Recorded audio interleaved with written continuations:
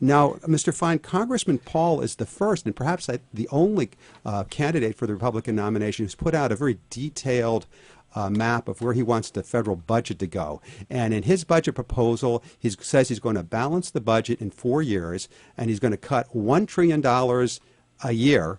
And a lot of these budget proposals that people hear about state $1 trillion in cumulative terms. They'll say 10 years and we'll cut $1 trillion. But Congressman Paul is going to end up doing in 1 year. Could you talk about how Congressman Paul gets from here to there with the federal budget?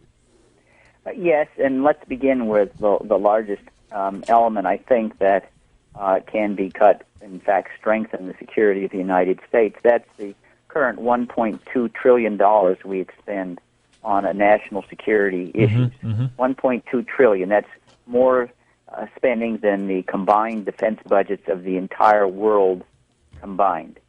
So that is totally unnecessary because his defense platform is different than all other candidates for the Republican nomination as well as President Obama. It can be stated very simply in an echo of the Founding Fathers. Millions for defense, not 1 cent for empire. We are spending staggering sums. For example, $120, $130 billion in Afghanistan, or $350 million a day for fighting maybe 50 Al-Qaeda. Totally, for Al-Qaeda are terrible criminals. We need to defend against that. We do not need to declare a war with that extravagant spending, 100,000 troops there. And I want your audience to think about this comparison. If the troop-to-enemy ratio that now obtains for the United States in Afghanistan were employed in World War II in fighting the far more sophisticated and potent Japanese and German armies, we would have fielded a armed force of 3.5 billion. I mean, we would have had to multiply the entire population by 126 even to get there if we were to conscript everyone. That's an example of what Congressman Paul recognized, this empire mentality, which seeks to have a risk-free existence. The tiniest threat then causes the United States to declare de facto or de jure war and expend vast sums that could be better spent defending Americans back here in the United States. Say that's a staggering sum just in Afghanistan. Think, $350 million this very day. For what? How many people get up worrying that someone out of a cave in Afghanistan is going to come and attack them? No, it doesn't mean we're not Pollyannish. We understand there are evil things out there, but evil things domestically too. Timothy McVeigh's, there's 17,000 murders each year. We need to be on our guard. We need to use intelligence, but we need to be involved in defense. Preemptive warfare is the antonym of defense. It is a formula for never-ending spending that's going to bankrupt us and keeps creating enemies, because when you're involved in this kind of open-ended warfare, civilians inevitably are going to be killed, and that's going to create great resentment against the United States. Now, Mr. So Fein, go ahead. I just want to interrupt you quickly. You're certainly on a roll, but we have a list of topics we wanted to get through, and we're sort of jumping around, but they are all interconnected, and that's why the Ron Paul candidacy is so monumental and important, because it's the only one that really gets to the root of all of the problems, which you can all be linked to an economic standpoint. Now, you're talking about the terrorism, and people have a far greater chance of dying from bee stings or drowning in bathtubs or car crashes. But our reaction to this one thing of terrorism, because it's just so scary, is just so incredibly disproportionate, especially with the cost that we place on this actually really low risk. Now, I know that the one major attack that everyone points to is 9/11. We don't want another 9/11, and that was a disastrous economic loss and loss of life on one day. And that's why it resonates so strongly with people, and why it's such a great, well, I don't use the word great, but such a tremendous sticking point for the defense industry. They used it as the calling card, and how realistic is the mantra where we say we fight them over there so we don't have to fight them here? How realistic is it that Al-Qaeda is going to launch an invasion of the United States and actually bring us to our knees if we were to withdraw within our borders and not have an interventionist foreign policy?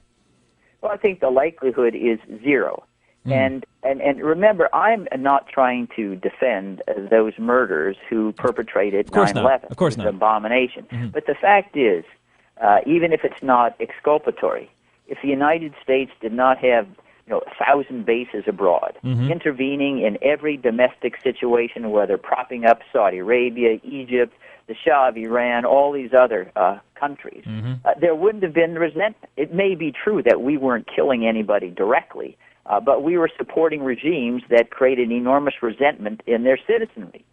Because those regimes are autocratic. They're hardly democratic. So you're saying that they don't hate us for our freedom. We could see that the tanks and the tear gas in the streets of Cairo, made in America.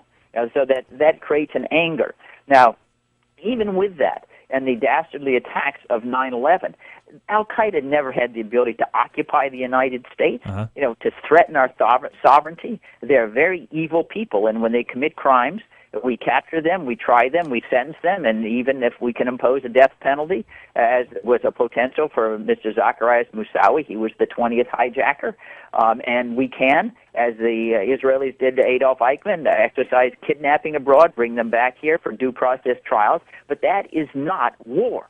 War is very different than criminal law enforcement because it means the law is silent. It means the spending becomes extravagant. It means that you have indiscriminate killing because the idea is, well, you make mistakes in war, and if you're innocent, that you're collateral damage. That's why it's so important to raise the threshold, very exacting standard before you enter that twilight zone of life. And if you take even the $1.2 trillion that we're spending, it's not that we stop spending. We could probably spend a third of that, bring our troops back to defend the United States. If we're not there, it's ridiculous in my mind to think that Al-Qaeda members wake up furious that we have that of freedom in the United States, that what really makes them angry is to see a free press, free radio, to see elections being held, to see men and women on buses or on metros together, and that's what creates their great anger. That just defies reality. That's not great. Now, Mr. Fein, the resentment. There's been a lot of talk in the press in the last few days about a possible war with Iran over its nuclear program. What's Congressman Paul's position on Iran? Iran, we should not be imposing. The best way to reduce the incentive for them to develop a nuclear weapon is to stay out of their business. We tried earlier, remember, we overthrew Mossadegh, the first Democratic elected prime minister in Iranian history in 1953. We ended up with the Shah and then the Ayatollah. So our track record there isn't very good. Right. We obviously do not cherish, nuclear proliferation. But the fact is, we have been able, and we lived with it with the Soviet Union. Russia's got nuclear weapons. China has nuclear weapons. North Korea, as erratic as their rulers are, have nuclear weapons. Pakistan has nuclear weapons. India has got nuclear weapons. Right. Israel has nuclear weapons. Right. So we do not favor nuclear weapons, but we would never go to war offensively for that purpose. Obviously, we would use a deterrent. You strike us, we will incinerate you. The deterrent worked and has worked throughout the Cold War and post-Cold War period, and I think it's ridiculous to think that these people in Iran are different, made of different DNA, even worse than North Korea, and suddenly would commit suicide by trying to attack the United States, knowing we would incinerate them. Mr. Fein, even with the scope of the Soviet Union, they flinched over the Cuban Missile Crisis. They didn't cherish it, and there's no evidence to suggest that the Iranians have any other a quest for self-preservation than other countries. Well, Mr. Fein, a related question. Oh, go ahead. Marchand, did you have a question for Mr. Fein? Oh, no, I was just going to say, I think you make a very valid point. Somehow a man who wears welder glasses and bouffant hairdo and high heels somehow frightens me just a little bit more than Iran, which seems to be an up-and-coming developing country. And moreover, has a history of culture. Cyrus the Great, Darius, great poets and whatever. And they negotiated with us over the release of our hostages in the embassy. They didn't crave, committing hara-kiri or anything like that. They have negotiated like any other power. That's not sentimental. They don't respond to morality, but what other countries do. This is realpolitik. And if we make it clear, we will destroy them if they ever attempted any kind of nuclear program against us. There's no reason to think they'd respond differently than countries with far more formidable nuclear arsenals, including the Soviet Union under Stalin over Berlin or otherwise. That would suggest that deterrence won't work. Now, Mr. Fein, I know that you are an expert on the law. You're a constitutional scholar. Now, I wanted to use a parallel subject here and talk about the Patriot Act, torture, habeas corpus, rendition, secret courts. This has been a very big topic in the past 10 years since 9/11, the launches of the wars against Afghanistan and Iraq, all of our excursions around the Middle East and North Africa. We've had very questionable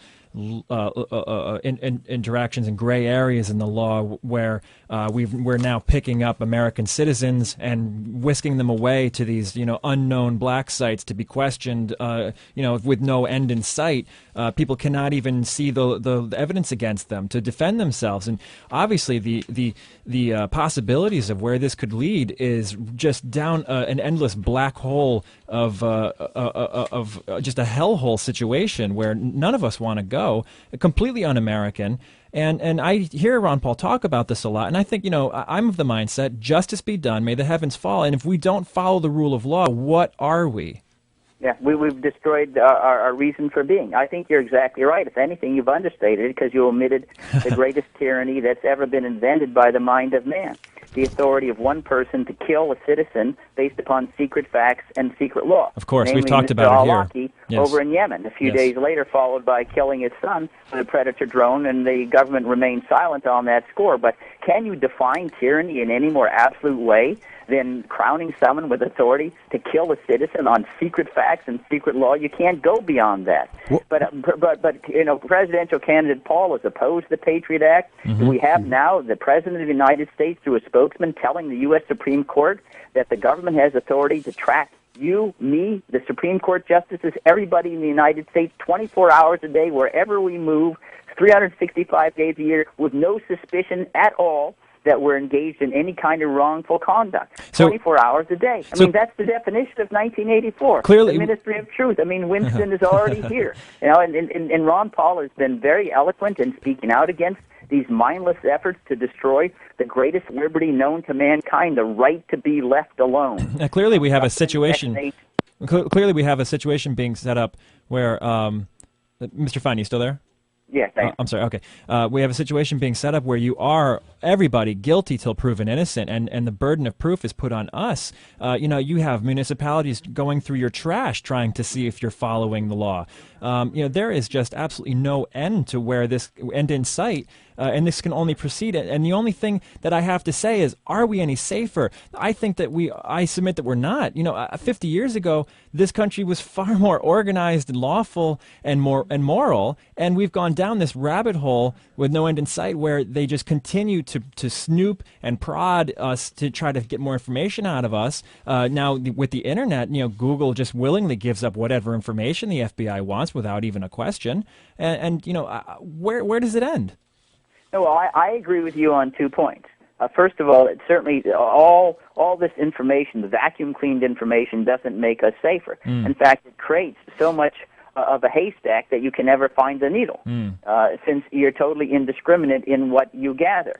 But equally important is the fact that our greatest safety lies in a citizenry that loves and trusts its government and people, that come forth voluntarily, like was done with Richard Reed and stopping him on his effort to blow up an airliner, or those who would thwarted Mr. Abdul Muttalib out in Detroit. And you do not create loyalty in your citizenry by accusing them of being guilty of treason or being a terrorist until they've been cleared. What you say is the presumption of guilt. Mm-hmm. Yeah, we're talking with Mr. Bruce Fein. Even though we now have an intelligence industry that, just in the government, that expends about $100 billion annually, producing tens of thousands of reports or whatever, the end users say this is useless. It's never foiled a single terrorist plot directly. And that's what was shown even with regard to the Inspector General's examination of what happened with the terrorist surveillance program. None of these are warrantless interceptions of our emails and phone calls by the National Security Agency flouting the Foreign Intelligence Surveillance Act. Where does it get us? When everything is significant, then nothing is significant. But it goes back to your more fundamental point. In the United States, it was formed on the idea that the individual and liberty was the center of our constitutional universe, that government was there to secure our liberties, not to invade them. and that if there was ever any deed, we don't have to make enough justification for our right to be left alone, for our right to liberty. It's ours because we're born. It's the government that has the burden of showing some compelling need to come invade our privacy. Excuse me, and Mr. that's Fein. turned on its head now. We have some calls for you. At the drop of a hat. Excuse me, Mr. Fein. I think we have some listeners who'd like to speak with you. Go ahead, Mr. Costello. Yes, my name is Bill Costello. I'm part of the Ridgefield Liberty Cooperative, and we're actually having an event on 12/1 at Town Hall. Who is Ron Paul? So I am a supporter. But my concern really is that number one issue in the United States is jobs. And I think people have a hard time understanding how all of the talk in foreign policy and spending, how it relates to jobs in the United States. Thank you very much for the call. The connection is rather direct, and that is if you have the government budget slashed by $500 to $1 trillion by this excessive waste that's used to build an empire rather than to defend the United States where we should be defending, that creates an enormous amount of capital that instead of going in to paying foreign governments for their military bases or whatever, is now saved. And that capital is now available for small businesses to start up companies. And that's certainly a very, very direct impact between our national security budget and jobs. On the other hand, I will, if you wish me to go on and explain how Ron Paul is not limiting himself to the defense element, the national security portion of the budget in order to save money and to spark jobs. He clearly wants to cut much of the domestic spending too. Oh, well, yes, we'll get into that one moment, Mr. Fein. I think we have another caller who would like to speak with you. Don from Maine. Hello, Don. You're on the air, WPKN, in context. What's your question for Mr. Fein? First of all, I want to know what his opinion is of neoconservatism that Ron Paul has attacked in 2 of his books. And also, I want to know, he used that quote about millions for defense, not 1 penny for empire. I think the word is tribute. Well, it's a variation. We have put it was on Robert Goodloe Harper's statement made 200 years ago. But he wouldn't have used the word empire then because we didn't have an empire. We were not created to make an empire. So it's a variation on those words. That you're correct. That's the original quote, but we've used the beginning point, but changed the end point because we've migrated from being a republic to an empire. Now, with regard to the neocons, they are exactly the epitome of this psychology of empire that believes that our goal is to dominate the whole world and to make the entire world in our image, the opposite of what the Founding Fathers in the Constitution was conceived about. The greatest expression of our philosophy as a government was John Quincy Adams, then Secretary of State, July 4th, 1821, addressed to Congress. He said, "We do not go abroad in search of monsters to destroy." Up to that time, it had been about 50 years since the forming of the Republic. We wish liberty well abroad, but we fight only for our own. And he went on to explain we could be dictatress of the world, but we would destroy the Republic in the process. That the glory of a republic is liberty. The glory of an empire is domination, and we have chosen liberty. And that's basically the philosophy that the neocons have defiled, they've blasphemed, they've warped, and chosen the philosophy of empire, that we need to be all around the world and get some thrill out of making certain no other country becomes a military superpower. Well, listen, we are human beings like everyone else. We never celebrate anybody else's oppression, but we only fight for our own liberty and freedom. And that's for a good reason, not because we're callous, but because the projection of military force abroad necessarily destroys our institutions for liberty at home. The power, the secrecy all migrates to the executive branch. The rule of law goes out the window. Everything is subordinated to a national security claim. And the Founding Fathers and the Constitution says, hey, that game isn't worth it. We would like to have our influence abroad by example to be powerful, but if it doesn't, that's for other people to fight for their liberty, not the United States of America using United States military personnel and resources. Thank you very much. Thank you so much for your question. Outstanding. If you're just joining us, you're listening to an interview with Bruce Fein. He is the spokesman for presidential candidate Ron Paul. And I just wanted to relay an email question to you, Mr. Fein. This comes from Melissa in Connecticut, and she has a question about special interest groups. And she says, what would Ron Paul do to diminish the power of the special interest groups and lobbyists that have a stranglehold on Washington? Yeah, it's an excellent question. All the questions are excellent. I want to applaud you and your audience for becoming involved citizens at the outset. And we have the smartest audience in Connecticut. I just want to make clear this is what real democracy is about. Now, what about the special interest? The reason why the special interests have arisen is because the government is involved in too many places.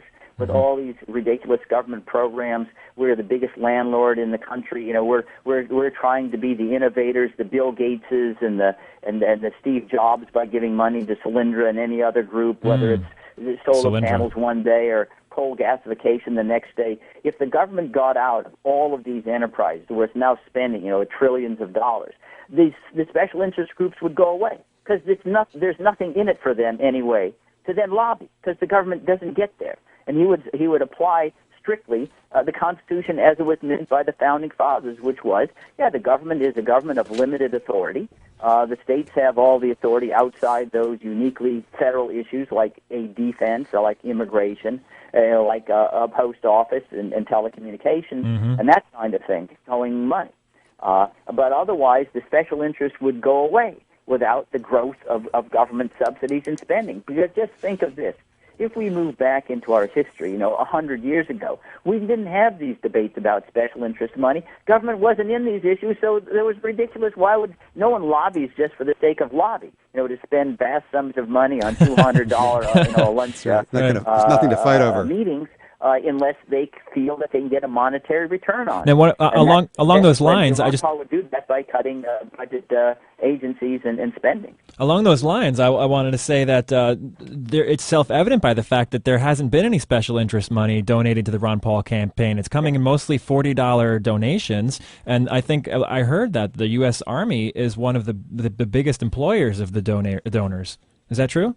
Yes, the military is some of the greatest donors to the campaign. But you're exactly right, and Ron is not soliciting fat cat dinners where you pay $30,000, $40,000, $50,000 to come in and get a seat at the table. Exactly. And you just joined us. The special interests fear Ron Paul, and because they know that there's no bargaining with him, that he's not in there for the glory. He wants to vindicate and honor the Constitution as it was crafted and for which so many have risked and given that last full measure of devotion. That's what he's about, ideas, not egomania. I've heard Ron Paul talk a lot about executive orders and how signing statements and how the growth of the executive office has completely surpassed what the Constitution intends the office to be. Would Ron Paul repeal past executive orders that have granted future presidents excessive power? Well, we'd examine the executive orders on a case-by-case basis, but one thing I can guarantee you, he would not be issuing executive orders to substitute or bypass the treaty obligation, which is done regularly with regard to troop deployments and stationing abroad. For example, our situation in right now turns on an executive agreement negotiated by then President Bush and ratified and continued on by President Obama. But certainly Ron Paul is one who would want to insist that Congress make the authorities, make the decisions that the Constitution fastens on them. And one of the most important is the decision whether or not to go to war. That now has a provision. It's Article 1, Section 8, Clause 11, if any of your audience wants to read it. The Founding Fathers were unanimous that they would entrust the decision to move from a state of peace to a state of war, a very, very important Rubicon to cross, because in times of war, the law is silent, only to the Congress, because all the Founding Fathers recognized the executive branch has an incentive to concoct excuses of war, because during wartime, the glory, the power, the money, the secrecy, the footprints in the sands of time, they all go to the executive. And the entire history of the world has been a history of executives going to war for personal vanity, for petty insults or things of that sort. So they said only Congress can authorize the use of the military for offensive purposes. For example, when President Thomas Jefferson fought the Barbary Pirates, he had 10 statutes authorizing what he was doing. When James Madison had the War of 1812, that was something that was authorized, specifically directed by the Congress of the United States. But now we're in a situation where the president goes to war unilaterally. The president decided that he would unilaterally wage war in Libya. He didn't receive any congressional authority. He said he didn't even need to report to Congress because it wasn't hostilities in Libya, since we didn't have pilots endangered of being shut down, which, as I pointed out at the time, would mean that we could have launched nuclear weapons from the United States with ICBMs and destroyed every living thing in Libya and not engage in, quote, hostilities in the president's eyes because we didn't risk a pilot in destroying That's right. everything with nuclear weapons. It was utterly a mindless and very dangerous concept of hostilities. Right. Excuse me, Mr. Fein, I think we have another... to go to war, and President Paul would say, that's not up to me. Congress has got to make that decision. And even when we're debating issues about invading Iran, it's never, well, would Congress go in there and authorize it? We're asking the president, presidential candidates, well, would you go in unilaterally? It's like we've forgotten who's supposed to be in charge. Ask the question? You should be asking that of the House and Senate of the United States. That's right. I believe we have another caller for you, Mr. Fein. Do we not, Marshawn? This is Stefan from Bridgewater. Go Stephan, ahead, you're on the air. Hello, Stefan. You're on the air. Thanks for calling. Do you have a question for Mr. Fein? Thanks for having a show like this. My question is this. Is the media blackout of Ron Paul going to be as big this year as it was 4 years ago? I mean, I was just disgusted at what a media blackout went on. I have some stats here to back that up. Yeah, let's hear your answer, Mr. Fein. I mean, I just want to say, do you remember when Ron Paul was debating against Rudy Giuliani, and he said something about the fact that we're hated over there? And Almost Johnson can corroborate that with Blowback, the book Blowback. Yeah. And what happened? Giuliani just shouted him down, and Giuliani gets a standing applause. Like, come on. But Mr. Fein, before you answer that, I just want to back up this up with some stats because I took the time to put in a little graph for myself, so I'm proud of it. And the times during the last debates, the average, Romney gets 11.91 minutes, Perry 11.03 minutes, Bachmann 7.32, Gingrich 7, Huntsman 7, Kane 6, Santorum 6, Ron Paul only 6.5 minutes average time. And in the last debate, he had 90 seconds, but yet his average poll numbers stay steady at 10%, while everybody has dropped down to 1% when they had had time up in 10, 15, 20% like Bachmann, and Santorum doesn't even register. What do you have to say about that? It's true that media has attempted, maybe it's not a complete blackout, but certainly maybe it rises to the level of chiaroscuro, a little bit of gray at times.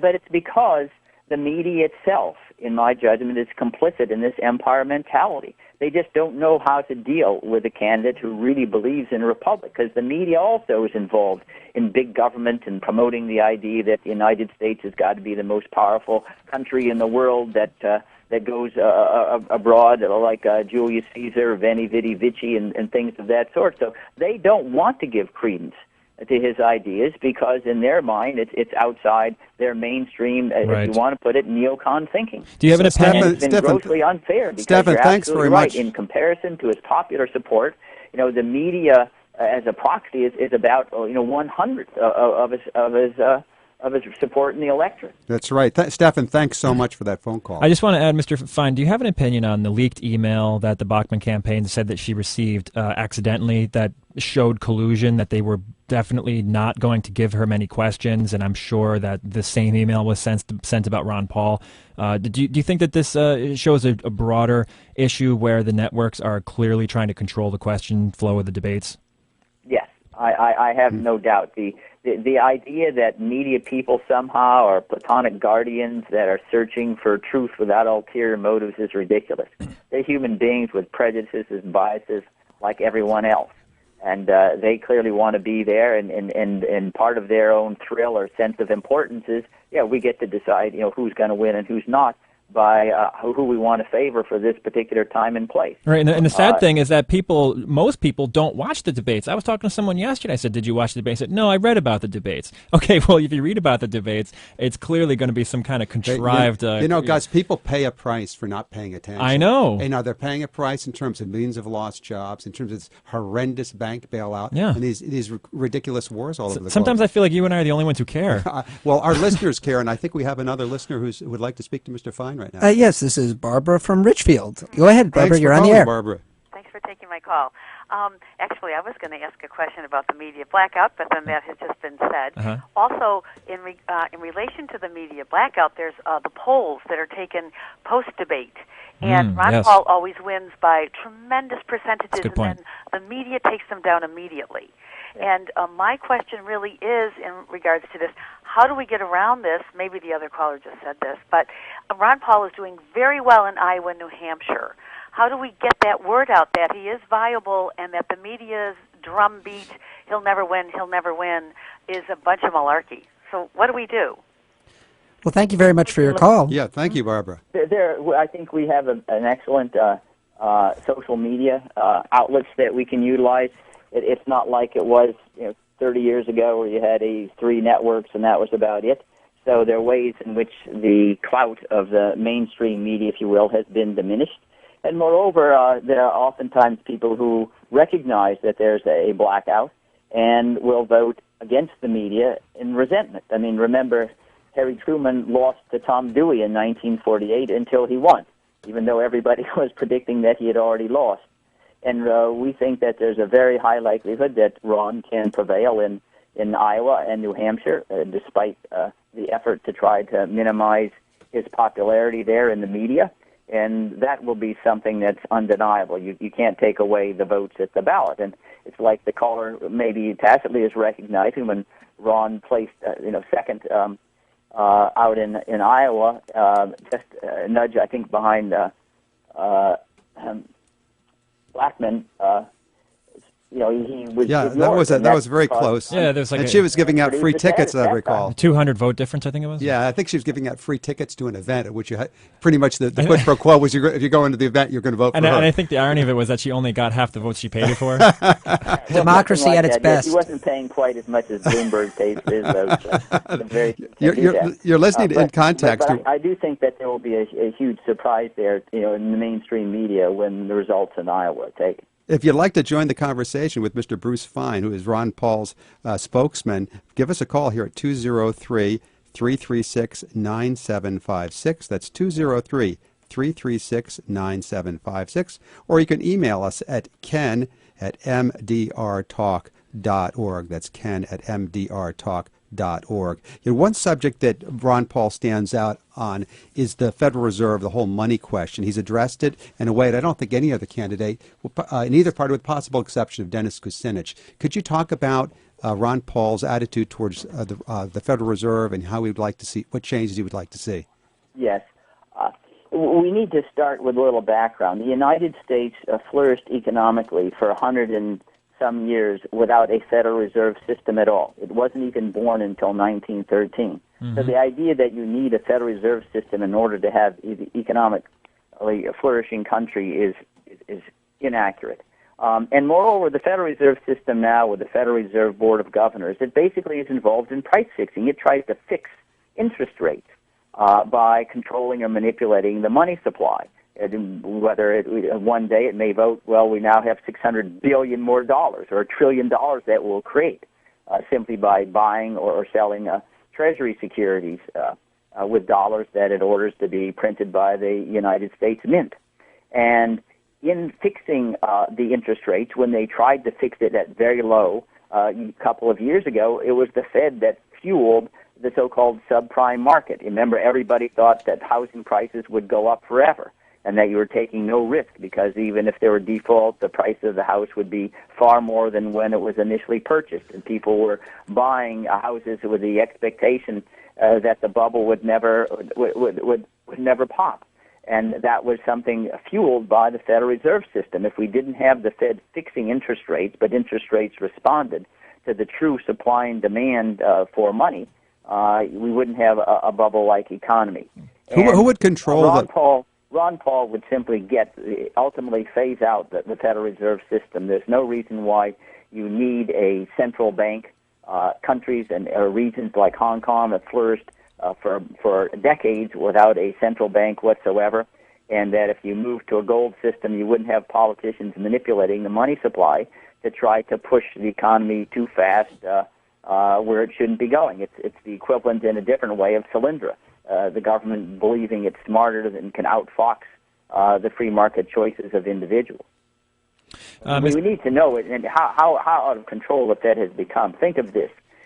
From 2007, 2010, the Federal Reserve Board lent $16 trillion, more than the entire national debt. $16 trillion. It was lending it out to McDonald's and General Electric and foreign banks and everything under the sun. $16 trillion and trying to so-called bail out the irresponsible companies that had overspent and miscalculated in their economic forecast. Instead of just letting people, you or me, overspend or whatever. We either have to pay our debts or get out of business. We don't have the government to come buy up our securities or lend us money out of a precarious situation. We need to tighten up our belt and practice frugality until we're into a profit-making situation. But with all this $16 trillion, it artificially slowed up the return to a normal, healthy economy. And one of the things that we're disinclined to believe as a people, maybe it's because we're Americans or maybe we're humans, is that it's the natural course of a healthy economy to have peaks and valleys. That economics is guessing about the future, and you're not going to guess it right all the time. You're going to guess wrong some of the time. Sometimes Steve Jobs ran over the cliff in some cases and became fabulously wealthy in others. It's trial and error out there. Right. And so it's wrong to think that there's something inherently defective in the economy because it experiences a downturn. No, that's going to happen in life in general. But the government runs in and says, anytime there's a downturn, there's something wrong. We try to fix it. And in trying to fix it, we make it worse. And the Federal Reserve System is the perfect example of that. And Mr. Fein, carrying along with what you're talking about before we jump topics, you're mentioning the financial bubbles and the bailouts. Now, one of the things that Ron Paul really rose to prominence in the last 5 years is over these bailouts and his objection to them. Or he was actually called the bubble bursting in a lot of cases, the housing bubble and the financial bubbles and the derivatives bubbles. Now, he was really opposed to the bailouts. And just to clarify his position so people who aren't familiar with it, could you explain a little bit about how Ron Paul, as president, would have handled the collapse of these large banking institutions? Would he have said, let's break them up and allow the free market to gobble up what's valuable and just let the rest of it rot because it's worthless? Well, I don't know whether, the assets don't rot. They just get bought up, and they may be bought up at discount prices. That's not true. It's true of auto plants. It's true of a whole lot of things. Values of assets go up and down. Picasso paintings, maybe some people buy it one day for $60 million and the next day for $40. And so it's not like the real economic assets disappear. But let's go back and look at one situation which I think was handled appropriately. That was Lehman Brothers. Lehman Brothers was one of these big mega banks. Investment banks, and it did go bankrupt. Now, does anyone try to suggest that, my gosh, Lehman Brothers went bankrupt, the whole world economy fell apart? No, it hardly even makes the news anymore. So that when a company, like any individual, overspends and can't pay, it goes into bankruptcy. Other companies will buy up its assets, maybe at a discount price, but the assets don't go away. Ron Paul voted against TARP, voted against the stimulus package, which in part has given us indirectly Solyndra and in these other ridiculous efforts that the government to play Steve Jobs, and it does it very badly. And it's not to suggest that he doesn't feel that there may be down clips and that you may need a safety net for those who are involved in the transition. But for the government to get there and try to manipulate and pick and choose and who ought to win and who ought to get bailed out is insane. And we know as well that these decisions are going to be made for political purposes. That's what politicians do. They make political calculations to guide where the money, where the taxes go. They're not sitting there like platonic guardians picking and choosing in some academic world as to what's in the public interest of the United States. And that's why these decisions are not economically sound. They are politically sound, at least in the short run, for the political people. And that's why we don't then want them entrusted to the government whatsoever. Mr. Fein, I believe we have another call for you on the line. Yeah, this is John Corvino. Johnny Be Good, WPCAN Zone. Hello, John. You're on the air with Mr. Fein. I'd like to ask, how could they have bailed out all those banks, and if you or I were going bankrupt, we'd probably never recover. And some of the banks paid back these loans within a year of they were going to go bust, and they were able to pay back. Yeah, where did the money come from, How Mr. how Fein? do you do that when you go bankrupt? Good question. Thanks for the question, John. It's paid back with borrowed I money. understand, but the fact is, first, if they were able, there's an assumption that everybody who got the money needed it in order to prevent bankruptcy. I think that assumption is highly dubious. If the government's going to say, in some sense, the government wanted to throw money out to everybody because they thought that would prevent someone from thinking that if you got government money, then you're on the brink and drive away your customer base. So they said, well, if everybody gets the money, then no one looks special, and we'll create a run on the bank, if you will.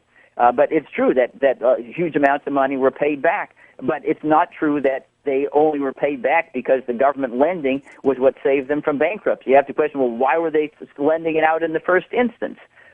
Everybody's going to scream, well, I'm going to go bankrupt if that'll mean the government will shower them with billions of dollars. Everybody likes to minimize risk, even if it's a tiny risk. And so the government lent out the money. A lot of it was paid back. Not all of it was paid back.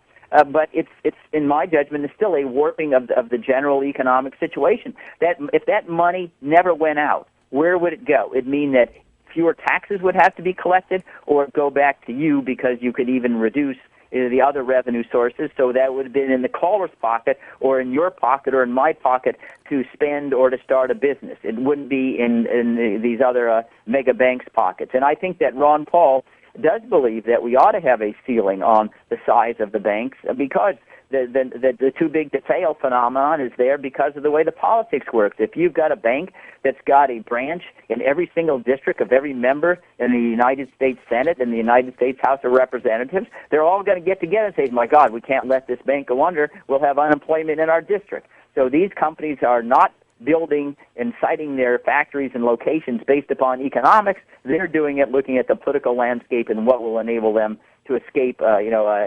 economic folly. And that's not something that we ought to tolerate. If you just joined us, you're listening to In Context on WPKN 89.5 FM in Bridgeport, and we're speaking with Bruce Fein, who's the national spokesman for presidential candidate Congressman Ron Paul. And I want to switch gears a little bit. Now, this is a conversation I've had with a lot of different people when we talk about libertarianism, and one of them is the legalization of drugs.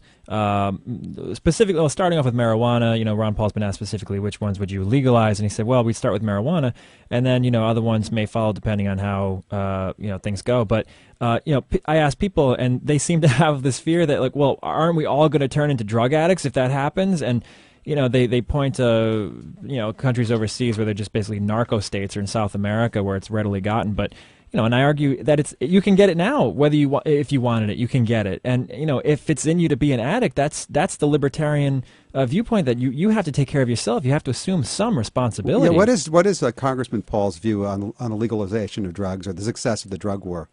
Well, certainly the federal drug war is ridiculous. We spent $1 trillion and we're no further towards the so-called the diminishing use of drugs than we were before we spent $1 trillion.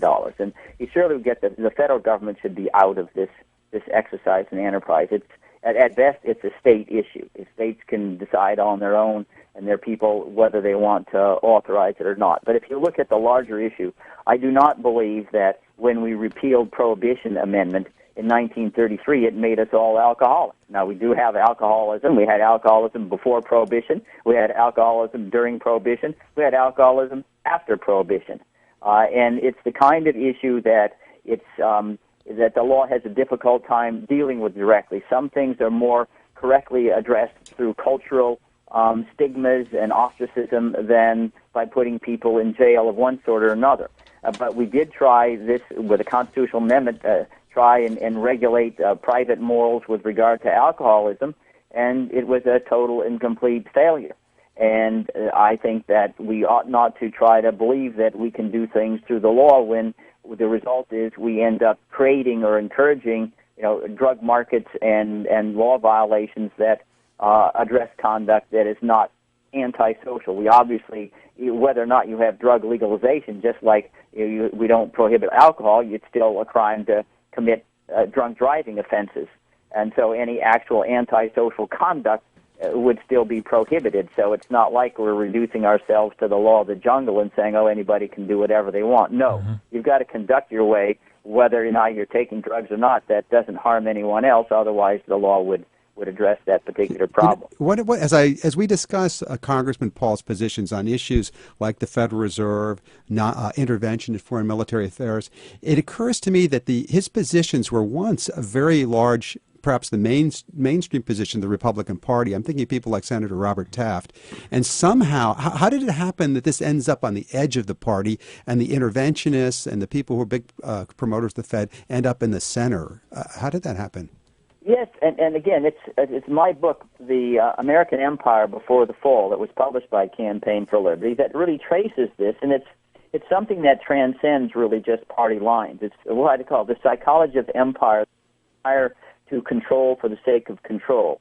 And that leads to an ever-growing size of the federal government. In some sense, it accelerated with the demise of the Soviet Union in 1991, because then there was nobody to check our frolics abroad that display an enormous amount of arrogance, captured in part with a misunderstanding of what American exceptionalism is. American exceptionalism was recognizing that we got the DNA as everybody else, so we need checks and balances in order to restrain our appetites and the worst angels of our nature from leading us to try to control other people. That was the exceptional wisdom and insight, is that we are going to be subject to the temptations of everybody else, not that we were somehow born all saintly without any vices or sins. But that attitude, I think that misuse of American exceptionalism to think, well, the government and we are so smart, we can cure all ills of mankind, we need to make the world in our image, is something that has come with the growth of empire that's transcended both Democratic or Republican parties. And what Ron Paul is saying, I mean, this would have been totally innocuous. You know, if he was saying this in 1820, 1821, really up until the Mexican-American War, where we began our empire mentality with Manifest Destiny as the new creed. And it's just stunning that it's viewed as somehow non-mainstream when nothing could be more at the heart of our constitutional philosophy. I repeat, that makes the individual and individual liberty the center of our solar system, not big government and going abroad. And that has been totally turned on its head as we became, a so-called super military power. Yeah. And how do we fight that? Well, it's trying to get ourselves back to that philosophical framework of George Washington, James Madison, John Quincy Adams. The glory of our republic is liberty and not domination. Yeah, and exactly, keeping with that point, the absurdity of like the TSA and how they're just training a next generation of people just to be subservient and like cattle walking through this microwave scanner, getting radiated and just completely submitting to these searches. I mean, I've personally talked to people around the country. I'm on a trip to Ohio. I was talking to somebody and he has 3 little kids and they went on a trip and he was like, yeah, if it keeps me safe, I don't care. I'll just take all my clothes off. They can do whatever they want to me. And, he's like pushing his kids through the X-ray scanners and stuff. And I'm like, yeah, and Ken, you always say that phrase, take my freedoms. I'm not using them, right? That's right. I wasn't using them. And it's like, what kind of a country are we creating here where we feel so dependent and helpless? No one is able to just like pick themselves up and recover. We need the government to just like look over our back at every turn. Although, look, the TSA is now expanding to proms and they're going to be in the mall and on highways, just random checks whenever they want. I mean, isn't this exactly what the American Revolution was about? Absolutely. The American Revolution was about the right to be left alone. The first protest, the spark, was the revolt against the British writs of assistance that empowered every petty officer to come rummage through your home searching for some kind of contraband goods. That was the spark. And what you pointed to is really a cultural degradation, if you will, of the United States, where we've gone to a people who want to be vassals to a people who refuse to be vassals, and people who will crave any sacrifice of their freedom if you promise them even the tiniest infinitesimal increment of safety.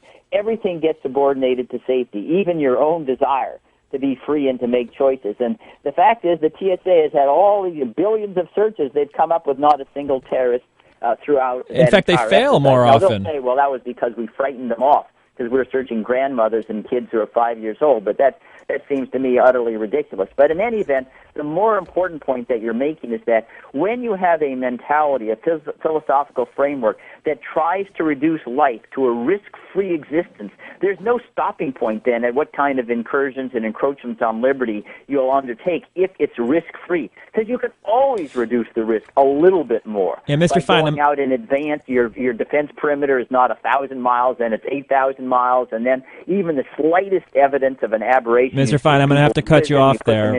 Yeah, I'm afraid we'll have to leave it there, but thank you so much for joining us. We've been speaking with Mr. Bruce Fein, who's the spokesman for presidential candidate Ron Paul today. You're listening to In Context on WPKN. Thank you very much for joining us. Thank you so much, Fein. Fein. It's a pleasure. Thank you, and thank you for a wonderful audience. I really appreciate this opportunity to participate in a great democratic process. It's great. Thank you so much. Thank you so much. And thank you all those listeners who participated in the program. We'll be here again next Monday at noon with another call-in show with an interesting topic, and we'll want you to participate in the show. And my name is Ken McDermott Rowe. I'm here with Gus Cantavero, and behind the boards, Marshawn McDermott Rowe. And we'll see you next week, WPKN. Take it easy. See you, everybody.